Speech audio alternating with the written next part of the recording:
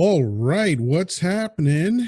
It is another installment of the Persistent Rumor. I am Chocolate Yoda, spelled Yoddah, because film studios are litigious.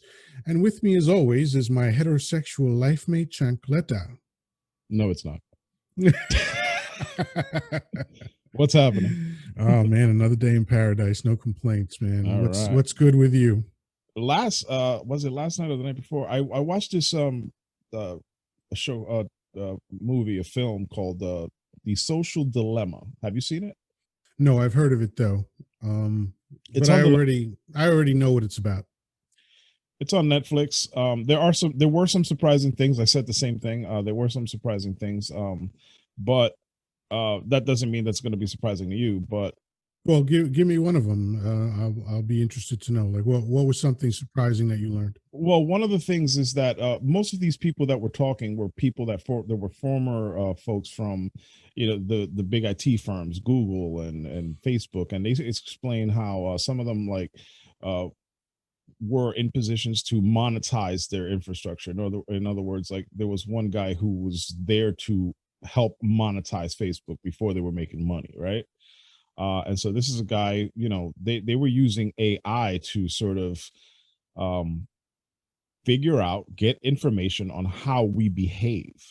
And Hmm. so over the course of all these years, they have been able to gather so much data on us. They can predict what we're going to do at this point, right? Like how we're going to react, what's going to keep, basically what's going to keep us on Facebook, what's going to Right. keep us on And Instagram. and my guess is that that led to the idea of creating controversy all the time.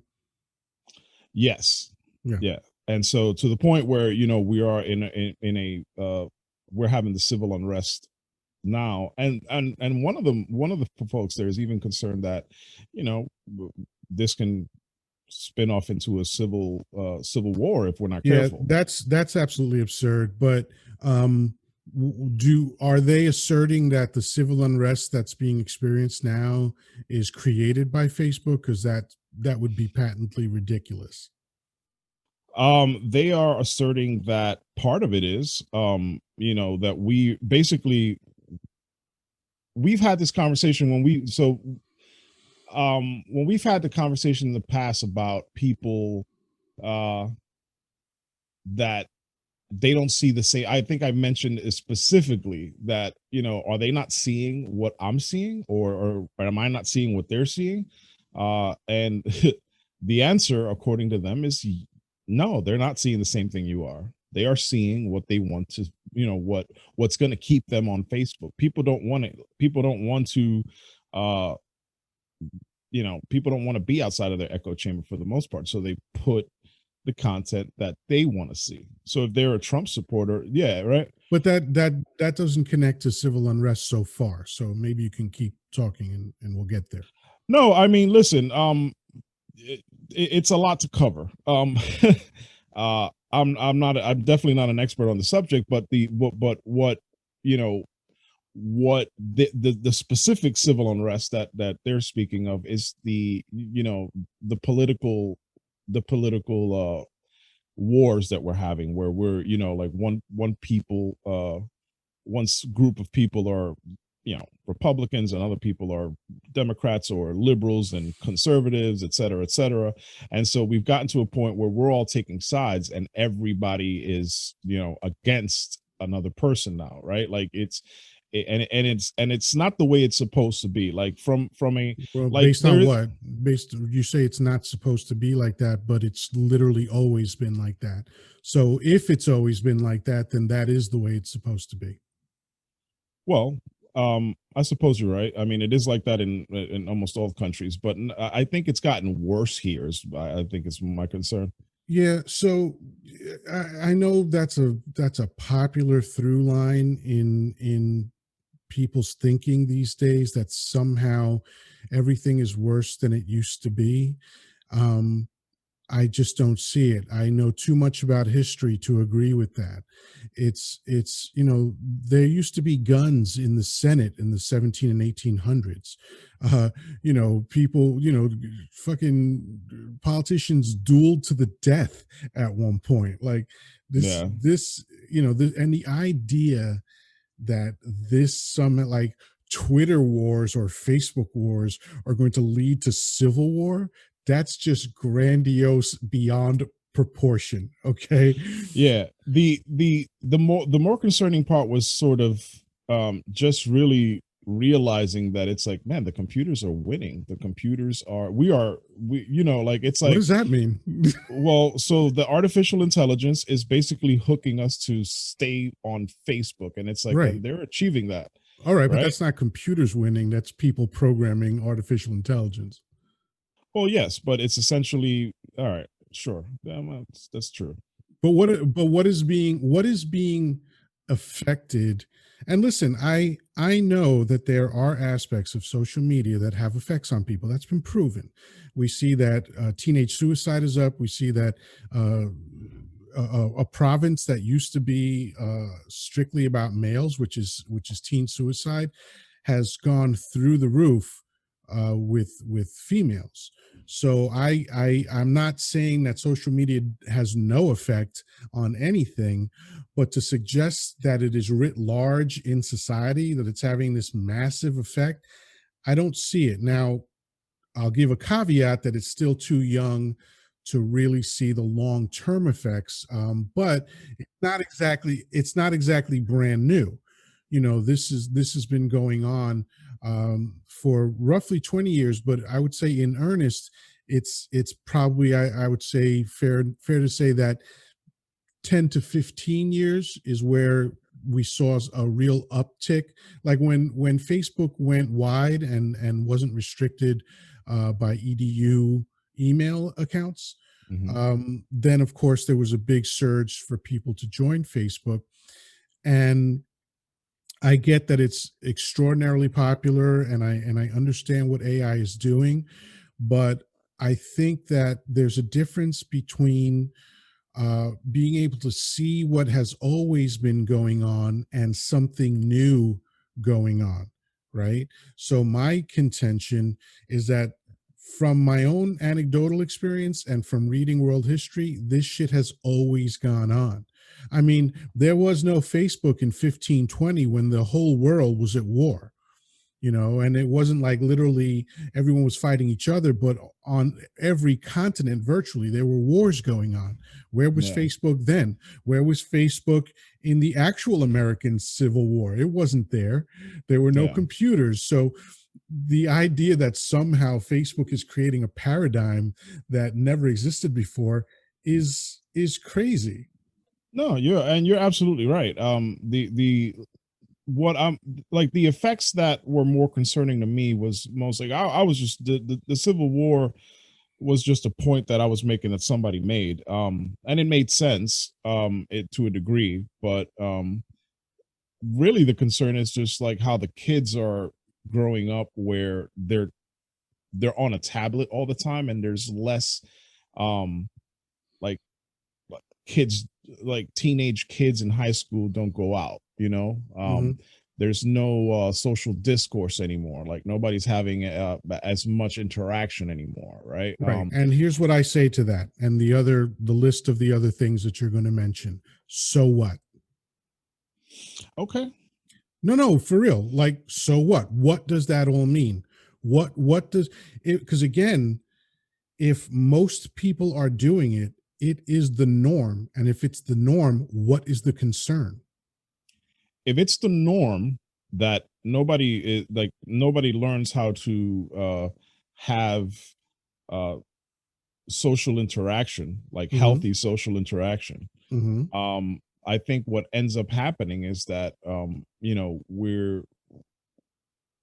we can essentially just live behind a screen and not really get to know people, right? And what does that mean? And so what ends up happening is that this is where the depression comes in play, where like now it starts to affect the health of people, because people are there's an uptick in depression, and a lot Yes, of it but has the to do the with, when did the uptick occur? I don't know. Oh, it occurred during the pandemic. Oh, no, So I that absolutely I've has heard it, nothing to do with social media. but I've heard it. But that's when it occurred to me. I've been hearing about an uptick in depression for at least a couple years. You know what I mean? Okay. So, Well, I know it's shot up roughly 30 or 34% since the pandemic hit, which is perfectly understandable. But again, to what extent does social media help or hurt during a pandemic? Frankly, I think it helps, because if we're all quarantined, but we still can connect to each other, like you and I are connecting to each other right now, even though we're not in the same room. And yes, our relationship was founded, pre-social media, and so we have an established history of face-to-face communication. But as much as we enjoy talking on the phone, we've both acknowledged that being able to see each other while we talk is better.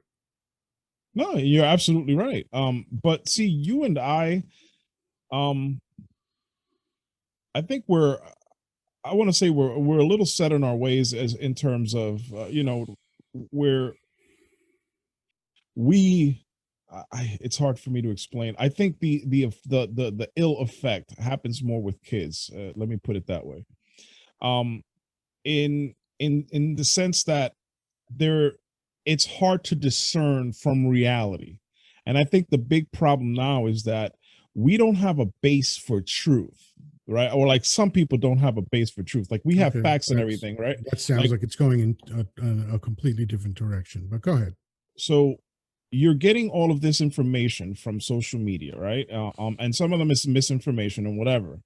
And I think it's gotten to the point where people are so into this misinformation that it's you know it's a lot of data is lost on people where it's like, okay, we have to have a base for facts. Like we can't argue if we can't establish what the truth is, right? And I think that Yep. that reality escapes people. And I think that's where the problem is, right? Like Okay. if you don't. So that is totally a different subject. So, but let me address that. I'm gonna read, not read. I'm gonna recite a quote to you. Um, if you don't read the newspapers, you are ill-informed. If you read the newspapers, you are misinformed. Mhm. Okay, so do you know who said that? No. Okay, Mark Twain said that. Do you know when Mark Twain was alive? Uh, I want to say somewhere in the 1800s. It was both 18 and 1900s. He was born in Yeah, 1835 and yeah, died in 1910.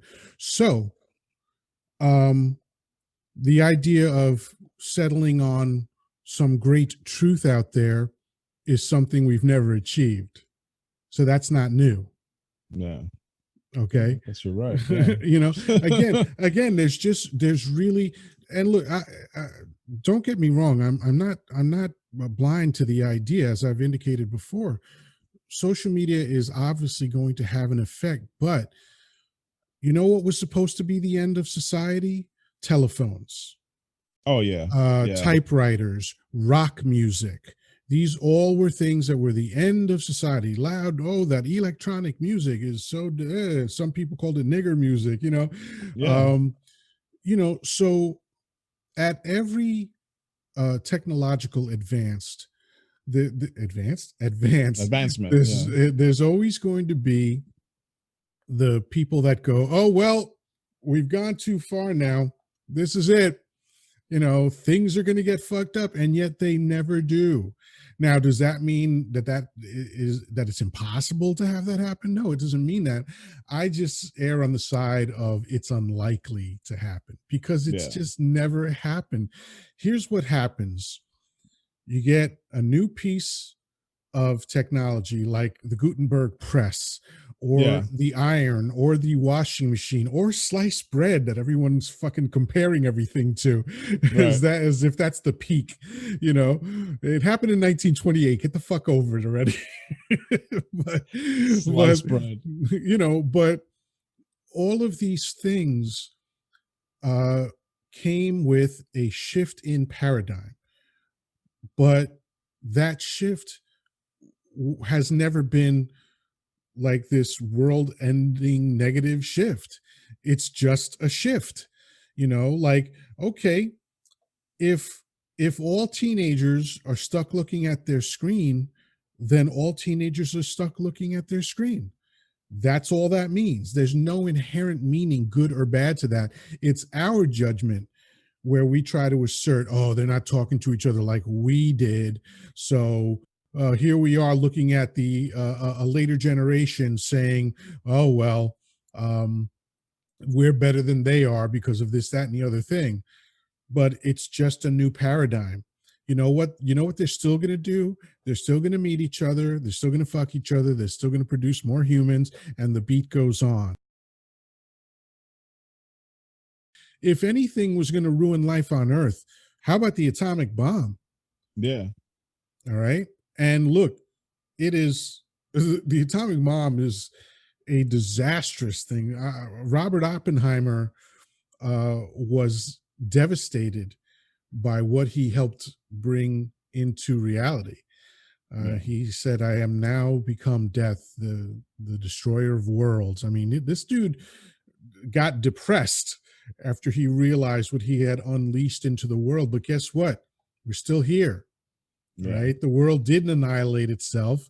Um, now we have mutually assured destruction. Like a nuclear launch at this point, there's by last count roughly 10,000 nuclear warheads in existence right now. Let's just assume that the governments are lying to us and there's 100,000 of them, right?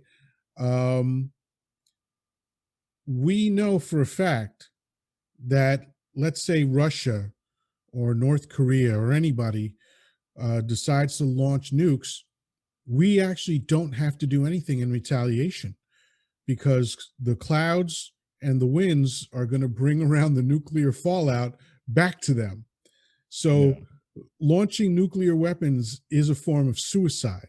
Now, of course, there are some cultures that don't mind the idea of suicide. And so, yeah, that gets a little sketchy, but they still haven't done it. Yeah. All these people that are like, yeah, I want to meet Allah or whatever the fuck, or some other death cult. Um, they haven't they haven't sent off nuclear. They haven't taken a dirty bomb into Manhattan and killed millions of people. Again, not that it can't happen, but it is kind of interesting that the capability exists and yet it hasn't happened. Maybe there's a reason for that.